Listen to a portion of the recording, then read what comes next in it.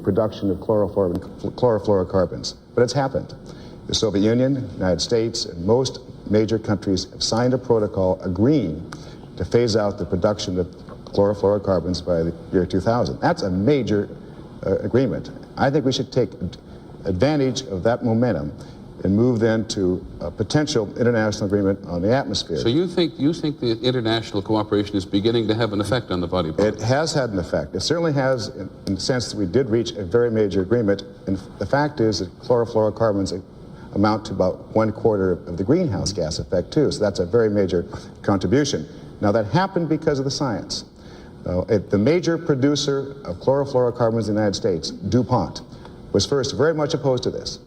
But DuPont was persuaded by the science, that is, that the production of CFCs do in fact have this result, and they themselves voluntarily agreed to phase out the production of CFCs, and other major producers have followed suit, based upon the science and based upon the strong public awareness and the public push to phase out these CFCs. So I'm suggesting that in the next year, when the major countries meet, certainly the G7 meet at the summit this next year, that the leaders of the major countries agree to a framework, a convention framework, that is a date by which they will agree to a protocol under which various specifics are agreed to on how to address the greenhouse phenomenon. One of the members of the Group of Seven is, of course, with us in London. Mr. Chip, you're in London. Can I ask you, I'm sorry we've kept you waiting there at an ungodly hour of the evening. What do you think of that suggestion? What do you think of what you've heard of generally? I'm very grateful to Senator Tabakis for making the point about what has already been achieved on the international stage.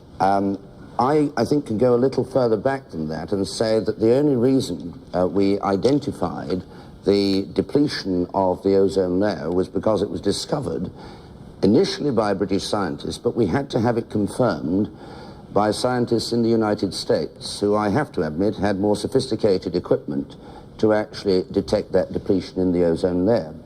So we had international cooperation at that stage. We then went to further international cooperation because we had the Vienna Convention, and then we led on, as the Senator has indicated, to the Montreal Protocol.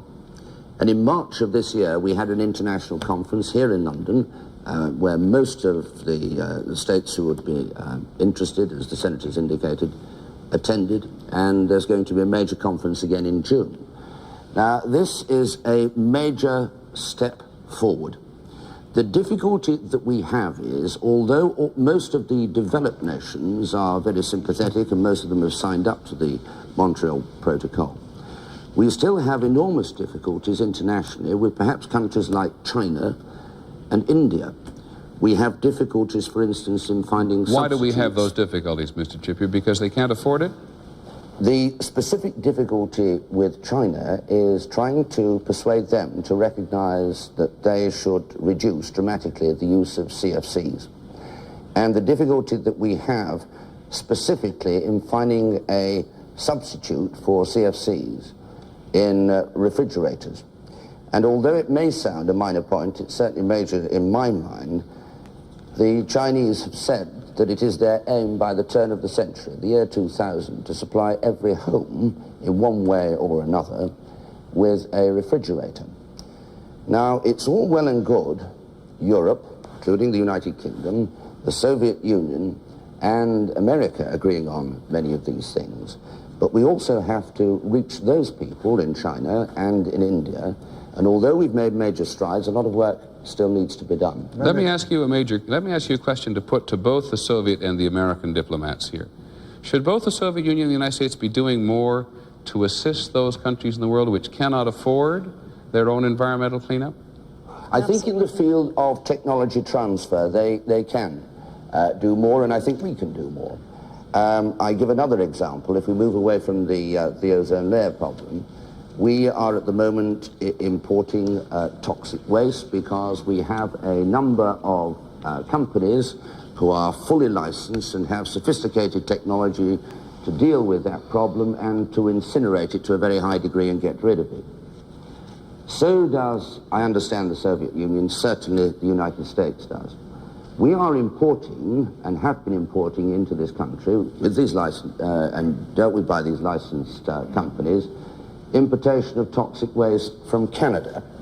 My Secretary of State, on the 19th of this month, will be raising within the European Council of Ministers the point that we should try to transfer our technology to those countries that haven't got this form of sophisticated technology. And it's not, from what I've said, if Canada hasn't got that, then it's clearly not just simply underdeveloped or less developed countries, but others as well. Mr. Trippier, let me ask... And I think we can all help. Let me ask Congresswoman Schneider if she thinks the political will is there in the United States. I think that the political will is growing, but I think that we need to hear more from the grassroots to create that pressure for us to provide the technology transfer that we do, in fact, have. I think that Fabio Feldman from Brazil, he and I have set up an exchange, and he contacts me regularly. He says, what's the latest on solar energy? What can you tell me about the energy efficiency technology? A representative from Costa Rica has been in to see me and has asked for documents that we have produced. I freely hand out this information because, in essence, they're looking for information. They're willing to develop much of the technology themselves, but they want to know how to solve the problems. Fabio Feldman is still with us from Brazil. Mr. Feldman, what can the United States and the Soviet Union do? He's lost his earpiece. We'll come back in just a moment and ask Mr. Feldman what he wants from the Soviet Union and the United States, if anything. Live from Moscow and Washington, capital to capital, will continue in a moment. Raisin Bran is no longer the most nutritious. It's new Kellogg's Nutri-Grain Raisin Bran. With more vitamins and minerals, the one with the most nutrition is Nutri-Grain. This dresser was the first thing we bought when we got married.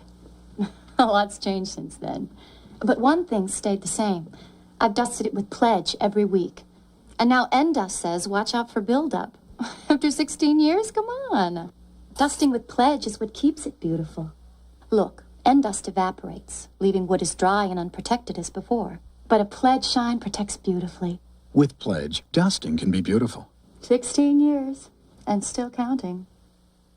If you're looking for a breakfast cereal with oat bran, you should know that Kellogg's Common Sense oat bran has over 60% more oat bran per serving than Cheerios. That's why Kellogg's Common Sense oat bran makes more sense. A brand new house. A job he's held for 5 years. A marriage that's lasted 10. Cocaine really is expensive. Look what it almost cost this man. He's getting help at a drug rehabilitation center. They got help from the United Way. All because the United Way got help from you. The United Way. It brings out the best in all of us. Get your career advantage with your mark of distinction. Baltimore's only complete resume and recruitment service. All professions from A to Z. Ensure your success with the Career Advantage. Call today for your free consultation. 788-0500. Action! Hooray for Hoover Week, where you'll find great deals on our star performers now at Ames and Zaire. This Hoover Spirit 2-motor power nozzle cleaning system is only $134.99. The Hoover Elite with 5-amp motor and tools is just $79.99. And the lightweight but powerful Quick Broom 2 is only $39.99. The critics are raving. You'll love the savings. Come in for Hoover Week values, playing now at Ames and Zaire. Get ready for the Byron Allen Show. It's an outrageous hour of late-night laughs. I am Elvis. And the hottest music. The Byron Allen Show. Sunday night at midnight on WJZ. This is Capital to Capital. The environment. Crisis in the global village.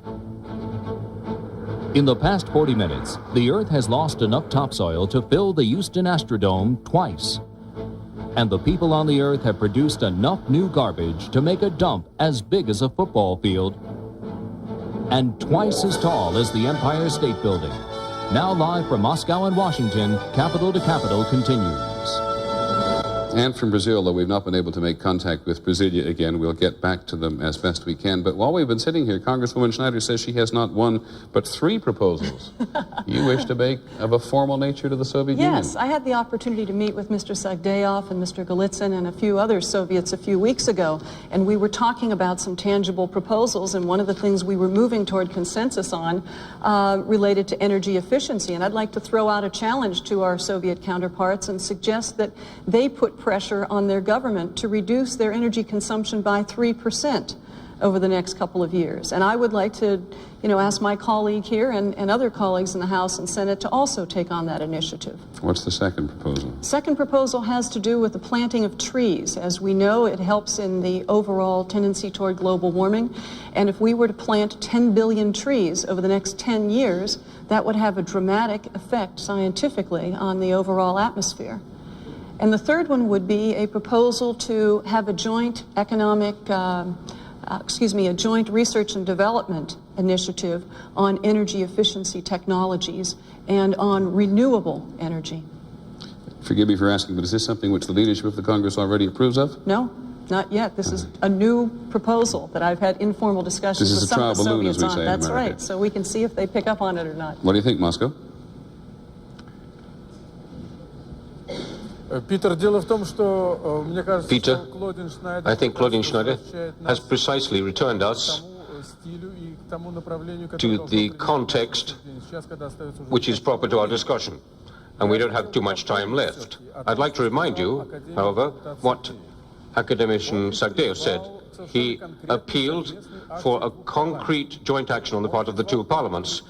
He asked for the Supreme Soviet and the US Congress to address Gorbachev and Bush so that at a forthcoming summit meeting they can discuss ecological security. This was a concrete proposal, but so far we haven't heard any response to it. Another very important proposal of Sagdayev was this, that there should be consideration of the problem of limiting the sale of arms to third world countries. This affects ecological security as well as the military side. And continuing this practical trend of our discussion, I'd like to propose to Deputies Shcherbak and Yablokov to make some concrete proposals to which we'd like to get a concrete, if only preliminary, response. The question of Congressman Max Baucus.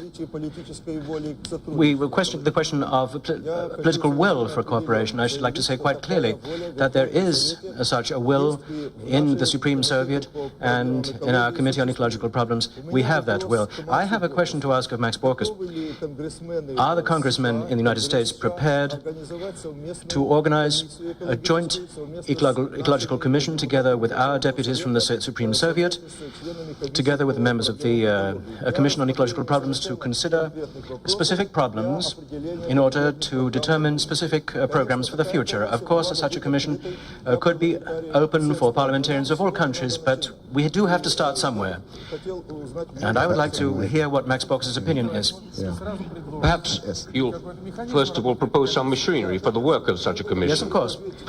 We could propose the following machinery. To determine the membership of this commission to meet, this could be done in Moscow.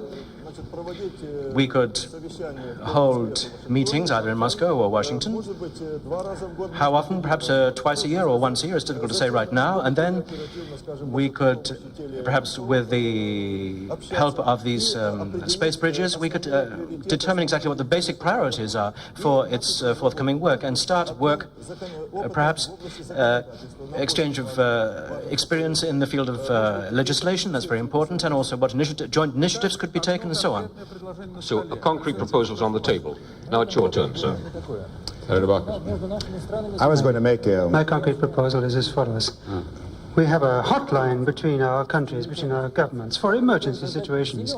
I propose we set up a green line between our government agencies that are involved in the protection of the environment.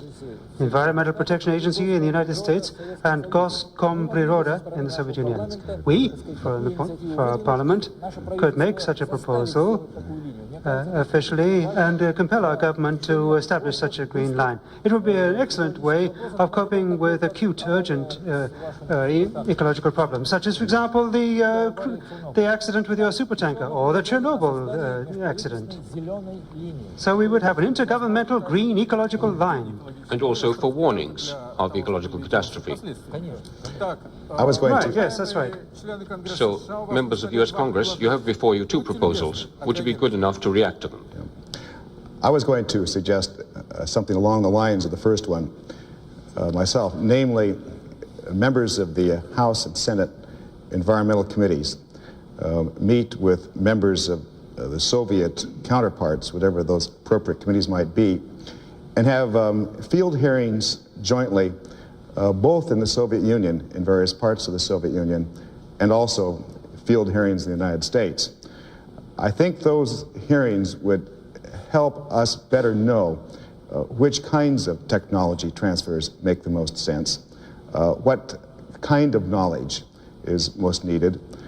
They would help each of us better understand the governmental processes in each other country. They'd help us know what kind of monitoring devices are necessary to monitor environmental degradation, what kind of baseline data is necessary. Again, just to better help each country in the appropriate committees with the appropriate jurisdiction better understand on a first-hand basis of what's needed. Now, we in the Congress very often pass what we call joint concurrent resolutions directing the president to do this or to do that, and they don't amount to very much, frankly. The president will do whatever the president darn well wants to do. We can also pass laws, but when it comes to international relations, generally in our country, as I'm sure you know, the president has much more constitutional power than does the Congress. What about the green line that Mr. Yablokov suggested? I think the green line makes sense, certainly when there is an acute environmental disaster like Exxon Valdez or like Chernobyl. Congresswoman Schneider, what about the suggestion of Mr. Sagdeev that we limit arms sales to the third world? I think that clearly there is a good opportunity for us to negotiate an effort there. Absolutely. And what about putting this to either one of you on the agenda of the next Baker and Shevardnadze meeting? Good idea. What on the agenda? The environment, I gather, Mr. Well, Sagdeev. absolutely. In fact, frankly, I think it should be, if not the only item on the next agenda, but at least number one on the agenda. The only way to make something happen, frankly, is to put it at the top and to push hard to make it happen. And I think that when Foreign Minister Shevardnadze meets with Secretary of State Baker in Wyoming, which after all is an appropriate location in the foot of the Teton Mountains, a very grand environmental scenic backdrop, that it'd be good for them to take that up. Do you think they'll do it, even just because you want them to do it? Well, if enough American people want them to, enough Soviet people want them to, and if enough people watching this program want them to, there's a better chance they will. Okay, Leonid, there's your answer. What about the three proposals that Congresswoman Schneider put forward? I think she'd like an answer from Moscow. It's a good thing that we got down to business finally.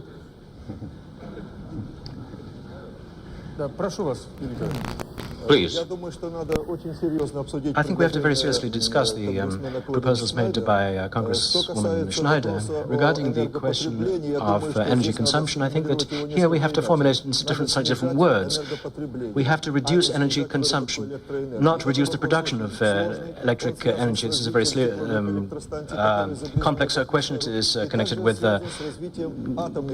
power stations and nuclear power stations which pollute the atmosphere. After the accident in Chernobyl, we had a very serious opposition to the development of atomic energy, and these matters are ones which should be discussed very profoundly, because to immediately take a decision to reduce the production of energy in the country, like the Soviet Union, is not a simple matter, but it's definitely a proposal which is deserving of all consideration.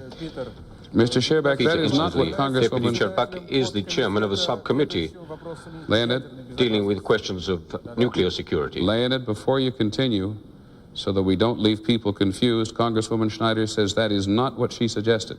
Congresswoman? What I suggested was not the reduction of power, but the reduction of consumption, which can be done by 3% by the Soviets. And right now, the United States and the Soviet Union have a joint agreement on energy efficiency technology with the National Academy of Sciences. So What frustrates me, Peter, and also to our Soviet audience, is that we have had, over the last 15 years, 11 different protocols on a variety of environmental issues. And yes, I am supportive of us getting together our two parliamentarian bodies. But I think that the urgency of the problem is such is that we've got to have some concrete answers right away. And we do have some solutions. I mean, we know that by planting trees, we can reduce the amount of carbon and other gases that we're emitting into the airs. So that if we could get a commitment from the Soviets, and Mr. Baucus and I can work toward a U.S. commitment to do some tree planting, at least that's one tangible, positive, measurable step over the next 10 years. Will you make that commitment in Moscow?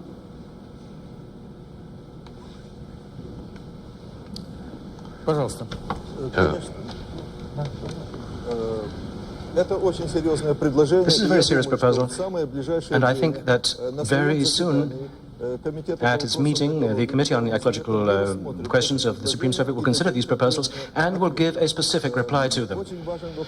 It's very important. The question of cars is very important. We have less cars than you have in the United States, but unfortunately, they pollute the atmosphere. Unfortunately, I'm guilty. Recently, the police stopped my car, and apparently, it was also releasing toxic gases. So we're all guilty. We have to think about these matters and take decisions on these questions. And we take a very serious view of these problems. Mr. Shcherbak, did they take your number? Mr. Shcherbak, no, in a they moment took pity on me. We can introduce you to an American who may be able to help you with your gasoline.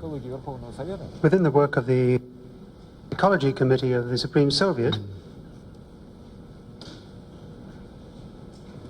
we're very pleased to study these and to consider these proposals. Mr. Shcherbak, in just a minute, we'll introduce you to an American who is very eager to help you with the problem of your cars. We'll be back in just a moment. Capital to Capital, live from Moscow and Washington, will continue in a moment.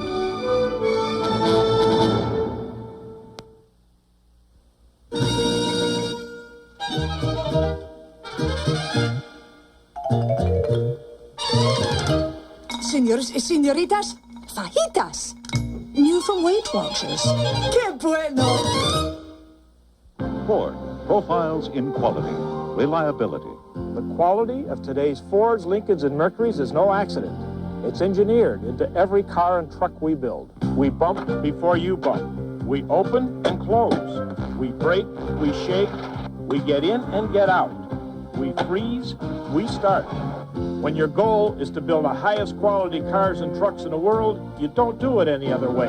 At Ford, Mercury, and Lincoln, quality is job one. Apples have always been tempting, but never as tempting as this. Who could resist chunks of cinnamon sweet apples sitting on a puff of pastry swirled with icing? Apple sweet roll from Weight Watchers. Irresistible. It's a little spread country. It's Glade potpourri in a spray.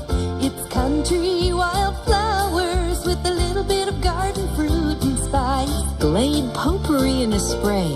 It's a little spread country. Glade captures potpourri in a spray, so you can enjoy the fragrances of fresh garden blossoms, spices, and fruits for any room in your home, anytime, instantly. Glade potpourri spray. It's a little spread country. Stay out! Don't you move. Mommy'll be right back.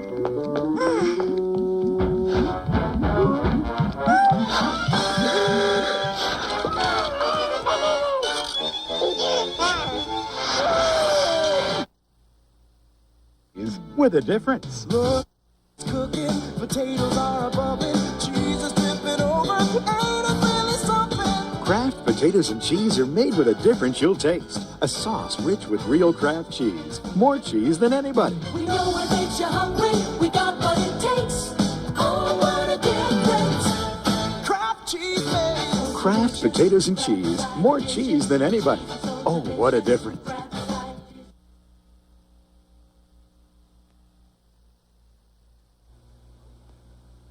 Most mattresses ignore the fact that 2/3 of a person's body weight rests in the middle. The result? Most folks spend 1/3 of their lives in a rut. The solution? The marvelous middle from Restonic. Underneath these posture lines is a one-of-a-kind system that supports you very comfortably for a very long time. So treat your middle to our middle, the marvelous middle from Restonic. See the marvelous middle orthotonic mattress from Restonic at these fine stores.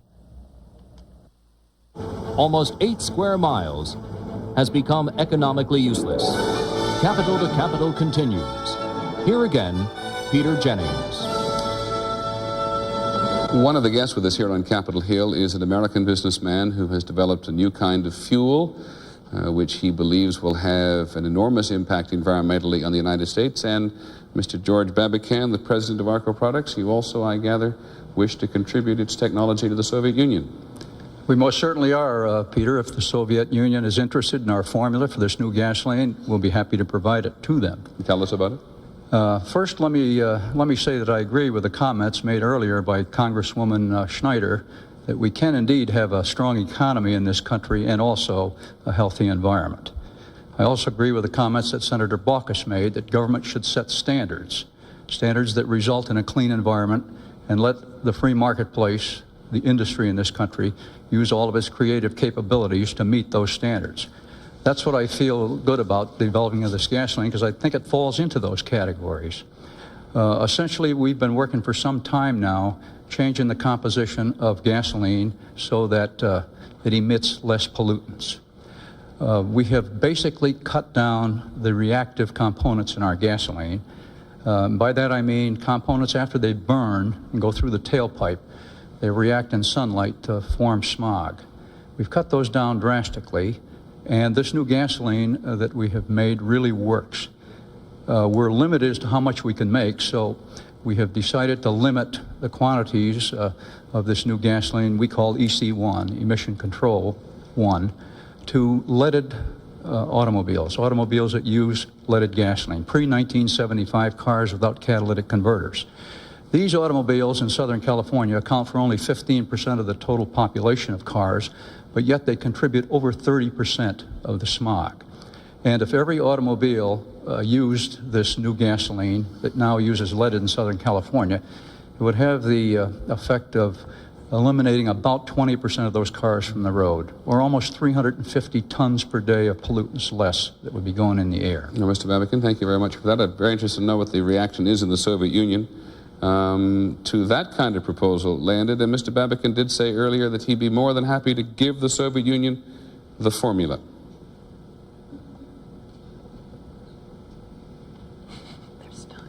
Do we have any specialists in the field of clean fuels, that ecological problem? The situation is that, in principle, would you mind introducing yourself? I'm Professor Kowiecki from the State Environmental Protection Committee of the USSR. In principle, we also have the same kind of technology, and we could have an exchange of technology. That would be a very interesting subject for exchange. But so far, the problem is that we don't have enough of those additional components. We don't have enough for that gas so that it would be ecologically pure, but that's only a small part of the problem. The other part of the problem is that today engines are also not adapted to resolve this problem. They all need to be resolved together. But we are very much interested in an exchange here. Thank you. If I might make a comment on this very point. We in the United States... We only have a little time left. I'm sorry? We in the United States this year are going to pass a new Clean Air Act. And in that legislation, we will set more stringent auto emission standards. That act, I'm quite confident, will, in setting lower standards, leave it up to both the auto industry and the fuels industry together to meet those standards. That's critically important, I believe, because the United States still is the largest market for the consumption of automobiles, and we basically set the standard. That is, whatever standards we set in auto emissions, the Japanese, the Europeans are by and large going to have to meet, because we in America buy so many European and Japanese and Korean cars. I know the Soviet Union exported, I think last year, about 150,000 automobiles to Europe. And I suspect that the Europe auto emission standards are going to be quite similar to those in the United States, which means that the technologies are going to be quite similar around the world, And again, this is an opportunity, whether it's through committees or protocols or whatever, to find out the best ways to share those technologies. But I must say to you in the Soviet Union that we in the United States are moving very aggressively to lower auto emissions much more than we already have, and I suspect that that will have a direct economic effect on Soviet cars.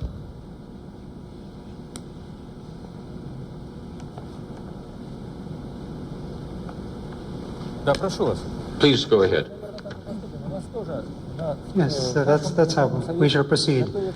In our Supreme Soviet, a more general law is being prepared, not just about air pollution, but about environmental protection. And provisions concerning the cleaning up of city air and car exhaust is going to be included too. Since we're now close to the end of our broadcast, let's pinpoint the areas in which we can reach agreement. First, the establishment of a joint committee, an interparliamentary committee, to consider issues such as these acute matters of gasoline and so on. So first, we would have a joint committee between us, the ecological committees of the various parliaments. Secondly, the green line concerning emergencies, which we would ask our governments to set up between our corresponding agencies. And thirdly, there was a proposal that so that Bush and Gorbachev, when they meet, should be recommended to put ecological issues at the top of their agenda. And a proposal was also made so that the global forum, which is being organized by international organizations early next year here, should involve as many as possible members of the American Congress. As we're moving towards the end of the broadcast now, let's pinpoint those proposals. Peter, I think that there won't be any objections. There's already been a positive response from you. Perhaps there's some point in the remaining time to ask deputies from both countries to pick out the fundamental problems on which we should give some thought in the near future, and if all interested persons succeed in meeting in the Congress in Moscow, they would have some preliminary agenda already worked out, which the two parliaments could then recommend to the global forum. How would you pick out the major trends and orientations? I think we need to think about elaborating legislation, ecological and economic legislation, which would enable our countries, to at least my country, to get out of a very serious ecological situation.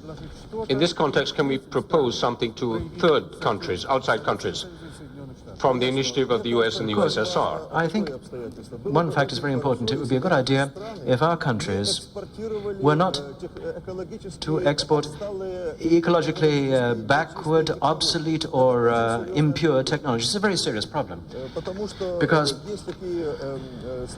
there are instances when in the Soviet Union, firms, Western firms, try to sell and to wage to bring in ecologically dangerous technology. One more proposal. You may consider this as a very important proposal. To the parliaments of our two countries and the parliaments of other developed countries to adopt some legislation which prohibits the export to developing countries of ecologically dirty technology. Please go ahead. Introduce yourself, please. Deputy Chairman of the State Committee on Environmental Protection, Minayev. In addition to this, it would be very useful to establish joint experts on technology. Recommendations could be made on their use in third countries as well. Thank you. Leonid, let me interrupt you here for a second. What would you like to say about that, Peter? Well, I'd like to say that we'd like to go to Brazil in just a minute and hear a comment about what the Brazilians may have thought about our conversation as we finally made a contact with them. We'll be back in just a minute. From Washington, Moscow, Brasilia, and London, this has been Capital to Capital, brought to you by Shout. Want tough stains out? Squeeze lemon power Shout.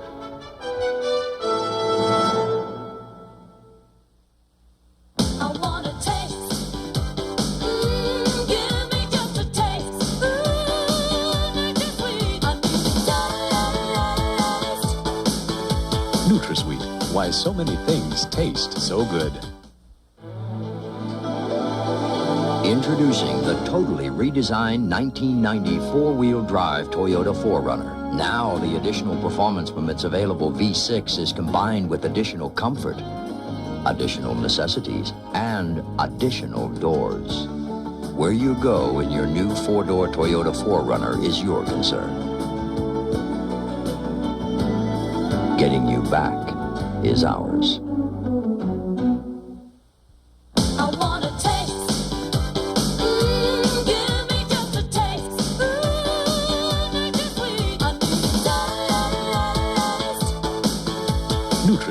Why so many things taste so good. Want tough stains out? Well, shout it out, baby, now. Shout it out, baby. Squeeze lemon shout. Lemon power shout. Nothing cleans better than a squeeze of lemon power shout. You know it works so good.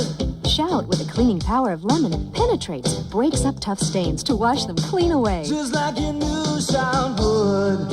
Want tough stains out? Squeeze lemon shout. Squeeze that shout. Who is this man? Here's a clue. He's your Ford dealer. A lean, mean dealing machine. The one man who'll give you what you really want, money. During the official Ford clearance event, he'll give you $1,000 cash back on Ford Taurus and Escort, and up to $1,000 cash back on Ranger. And through September 19th, he's giving away 15 all-expense-paid trips for two to see the Orioles play in Toronto. So see him now, because every dealer wants you to drive away in a new car, but only one man will pay you to do it. Nobody knows your body like Spa Lady. Join Spa Lady now, just 96 cents a day. Nobody shapes your body like Spa Lady. Look and feel great with our 6-month membership. Nobody makes it easy like Spa Lady. Achieve maximum results now at Spa Lady. Nobody moves you like Spa Lady. Get started now, just 96 cents a day. Join Spa Lady for 6 months of feeling great. Call now. Capital to Capital, live from Moscow. And live from Washington continues. Once again, Peter Jennings. It's 9 o'clock in the morning in Moscow, a cool morning there. Want to warn our affiliates we're going to run over on Capital to Capital this evening by about 7 or 8 minutes, not much more than that. But we have finally made contact with Brasilia, and the capital of Brazil, where Congressman Fabio Feldman has been sitting patiently listening to everything we've had to say. I pointed out at the beginning that the world has picked on Brazil somewhat. What does Brazil want from the rest of the world after listening to this conversation? Yes, we are listening to this conversation, and we have the feeling that we are talking too much about a global concern. But when we are listening to the dialogue, we can see that you are talking only about the problems in the relations between Soviet Union and United States. And countries like Brazil countries like Brazil are not participating in these debates. It's very important to find a way where countries like Brazil, underdeveloped countries, can play a very important role in this problem, because it's a very complex problem. We must discuss the relation between industrialized nations and underdeveloped countries, because, for example, one of the reasons because we are destroying our nature is because we have to pay a great debt, and we must find a solution, because the debt makes a great pleasure on the natural resources of Brazil. Then it's a very complex problem. We are listening about the problem of the erosion. It's very difficult to transfer technology from the United States to Brazil if you don't know the Brazilian reality. It will see if the best way to solve the Brazilian ecological problem is only to transferring technology. What's important, in my opinion, is to give us access to the technology that you are developing in the United States, for example, in order to have way to save energy. When you talk about Amazon region, one of our problems is the energy problem. The government has many plans to build at least 8 dams, big dams, Amazon region. Why? because we must export some goods to developed countries in order to pay our debt. Then we must, in this discussion, to consider that there is some economic relations between our countries, and if we not solve this problem, it will be very difficult to save the world. And in my opinion, it's not one problem of technology, it's one problem of values. We must show the society, not Brazilian, but American, Russian society, that what's the most important is to have more automobiles, to have more energy consumption, or to save nature. This is a political option that we must decide together. And we must think about concrete solutions. I have many contact with Ms. Claudine Schneider, and it's important to establish not a bilateral green line between Europe and the United States, but between Brazil, South America, Africa, and all countries, parliamentarian, green, bloc, and government, in order to exchange information and to see how can we work together. In fact, Congressman we Feldman? are talking. Just a minute, we are talking too much and we are acting too little, in my opinion. I was going to try to see if I could get you to some answers here to some of the proposals you raised, including the question of Brazilian debt. Senator Bacchus, the proposals of swapping debt for nature, for environmental improvement. Would the United States fully support that? Well, a lot of that's up to the banks, because after all, it's the banks that would be involved in the swaps. I think it's clear that all of the major countries in the world have to work through this together. It will also probably